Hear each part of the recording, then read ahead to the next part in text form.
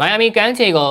MSN တိုက်စစ်လှိုင်းနေရိုက်ခတ်ပြီးအားလုံးပဲမင်္ဂလာပါဘောလုံးစတာ channel လေးကနေပြန်လည်ကြိုလိုက်ပါရင်လီယိုနယ်မက်ဆီရဲ့နောက်ကိုလိုက်လာခဲ့ကြတဲ့သူရဲကောင်းလေးပေါ်တွေကဆာဂျီယိုဘိုစကွတ်နဲ့ဂျော်ဒီအေဗာတို့ကတော့ရာသီကောင်းရင် professional ကစားမဘွားကနေနိုင်ယူကြတော့မှာဖြစ်ပါတယ်။မက်ဆီအတွက်လူဝိဆိုတဲ့တယောက်ပဲအသင်းမှာကျန်တော့မယ်လို့ထင်ရတဲ့အချိန်မှာအင်တာမီမီဘက်ကပရိသတ်တွေအတွက်မက်ဆီရောင်းရင်းတယောက်ကိုခေါ်ယူပေးဖို့စတင်လှုပ်ရှားလာနေပါတယ်။ဒေလီမီသတင်းဌာနရဲ့ဖော်ပြချက်အရအင်တာမီယာမီယာဘာစနာနဲ့တစ်ချိန်ကအကောင်းဆုံးတိုက်စစ် MSN ကိုအသက်သွင်းမှုအတွက်နေမာဂျူနီယာကိုမိုင်ယာမီအရောက်ခေါ်ယူဖို့အတွက်အတွင်းပိုင်းလှုပ်ရှားမှုတွေပြုလုပ်နေကြောင်းသိရပါတယ်။နေမာဟာမက်ဆီဆွာရက်တို့နဲ့အတွဲညီခဲ့သလိုမက်ဆီနဲ့ PSG မှာတော့ကလည်းအတူတူကစားခဲ့ပူပါတယ်။နေမာဟာ sorry bro လေးတကယ်ဆန်းတော့ sorry ကိုတွားရောက်ကစားခဲ့သေးပေမဲ့ဒဏ်ရာပြဿနာရှိသွားခဲ့ပြီးတနေ့ကြော်ကြာနားလိုက်ရတဲ့အခါ sorry နဲ့စာချုပ်ဖြတ်သိမ်းလိုက်ရပါတယ်။အဲနောက်နေမာဟာငယ်ဘွားကလန်ဆန်တို့ကိုရေတို6လစာချုပ်နဲ့ပြန်လာခဲ့ပြီးကျန်းခိုင်မှုပြန်လည်တည်ဆောက်နေပါတယ်။ဒါပေမဲ့နေမာဟာမကြာခဏဒဏ်ရာပြန်လည်ရရှိနေတဲ့တာကြောင့်မူလစီစဉ်အတိုင်းဥရောပကိုပြန်ဖို့ခောက်ထားပြီးဆန်တို့မှာနောက်ထပ်6လထပ်နေဖို့ဆုံးဖြတ်ခဲ့ပါတယ်။ဒီနေ့ကုန်ရင်စာချုပ်တဲ့ကုံဆုံးတော့မယ့်နေမာဟာအသင်းသစ်တစ်သင်းကိုရှာဖွေဖို့လိုအပ်နေပါတယ်။နေမာကိုဘရာဇီးနီးပြကြီးကာလော့အန်ဆယ်လော်ရီကလက်ဝဲစင်အသင်းမှာလည်းရွေးချယ်ခြင်းမပြုတော့တာကြောင့်နေမာအနေနဲ့ပုံမှန်ပွဲထွက်ကစားခွင့်ရမယ့်အသင်းမှာခြေစွမ်းပြဖို့လိုပါတယ်။ဒီအတွက်အင်တာမီယာမီက